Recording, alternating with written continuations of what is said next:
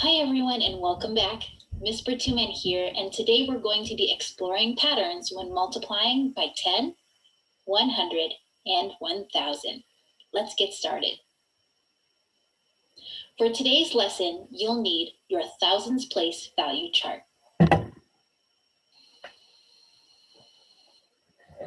How many do you see? 3 ones. How many groups of 3 ones do you see? There is one group of 3 ones. Suppose I wanted to multiply 3 ones by 10.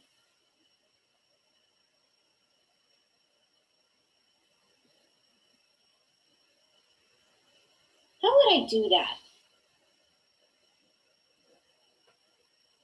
We could just move each disk over to the tens place when we multiply times 10.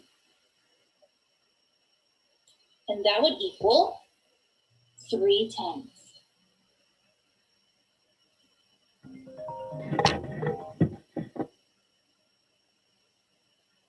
Three ones times 10 equals 3 tens.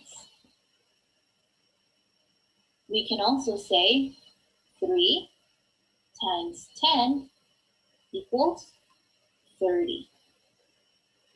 Suppose I wanted to multiply 3 tens times 10. What would I do? We would do the same thing. When multiplying by 10,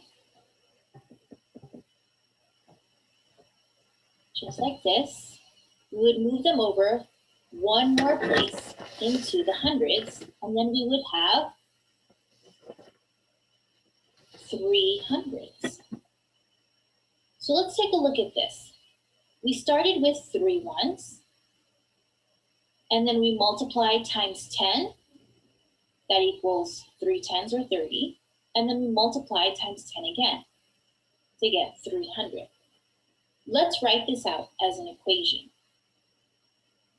3 ones times 10 times 10 equals 3 hundredths.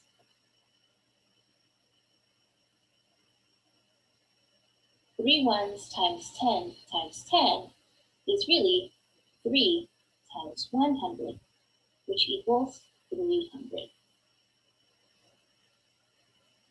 We can show this on the place value chart as well.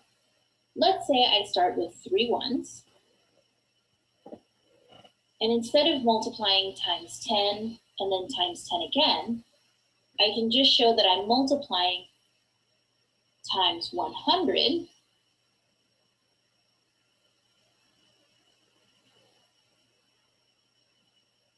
and that would equal 3 hundredths.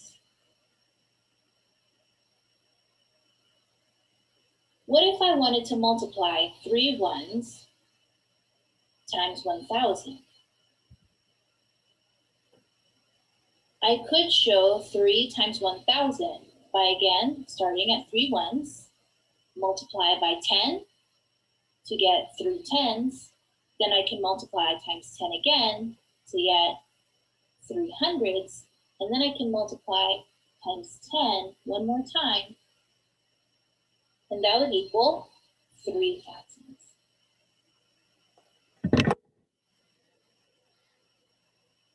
Three ones times 10 times 10 times 10 equals 3 thousandths.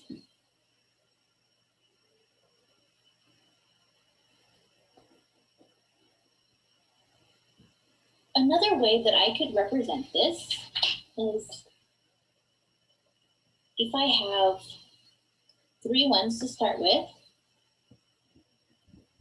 and then I multiply times 1,000, and I show this with an arrow representing times 1,000. From the ones column to the thousands column. So 3 ones times 10 times 10 times 10 plus 3 thousands, or 3 times 1,000 equals 3,000. Here we have the problem 15 times 10. Here's what I'd like you to do. We're going to pause the video here to do two things. First, draw place value discs to represent the number 15. Then, show how you would multiply 15 times 10 on your place value chart. I'll be here when you get back. How did you do it? Let's talk through what I did here on the board. Here you can see I drew an arrow to represent 110 times 10. I drew another arrow here to show 5 ones times 10. We need to multiply times 10 for each of our units. What is 110 times 10? 100. And what is 5 ones times 10? 5 tens. What is 15 times 10? 150.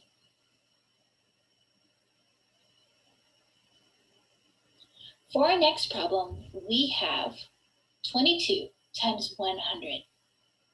Just like before, I'd like you to do the following.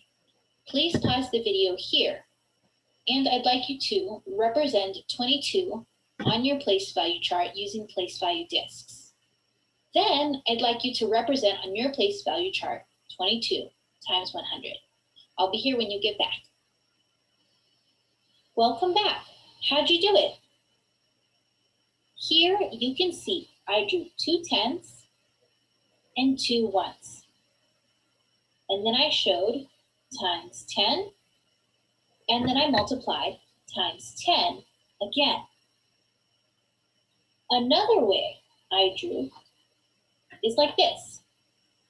Here you can see I drew 2 tens and 2 ones, and I showed times 100 by moving 2 place values to the left. How can we express our solution strategies as multiplication sentences? For this first board, we have 22 times 10 times 10. What is 22 times 10 times 10? That equals 2,200. For the second board, we have 22 times 100. What is 22 times 100? That also equals 2,200.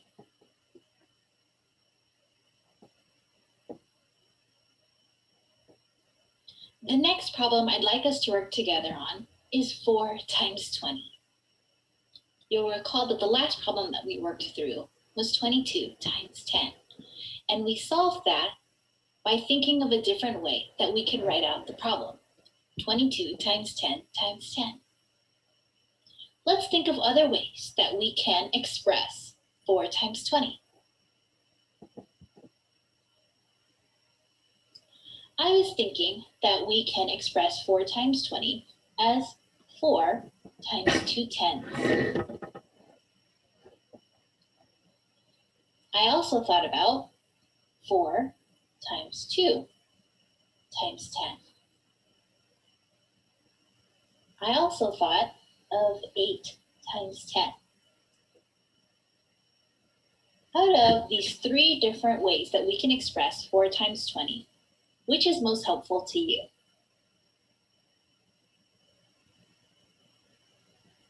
The one that you choose, it's really going to vary from student to student.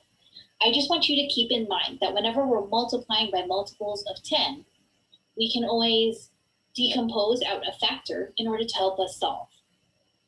So in this case, I can think of 4 times 2 times 10. And I can express that in my drawing by thinking about two groups of 4, which can be drawn this. Two groups of 4. I then multiply the two groups of 4 times 10. And here we can see we have 8 tenths, which equals 80. So 4 times 20 equals 80.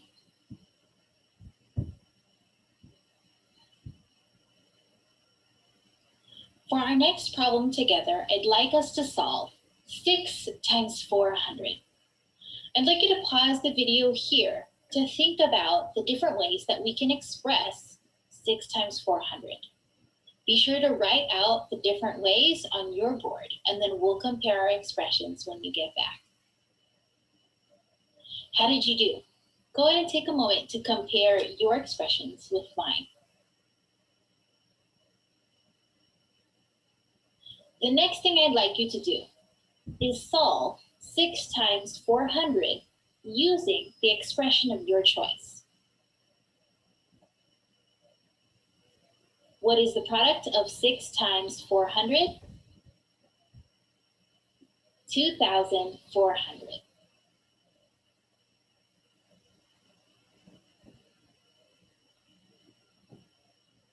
Our last problem together is the following: 4 times 500. I'd like you to pause the video here to do two things. First, I'd like you to think of different ways that you can express 4 times 500. Then I'd like you to solve 4 times 500. I'll be here when you get back. Take a moment now to compare your expressions with mine. And what is the product of 4 times 500? 2,000.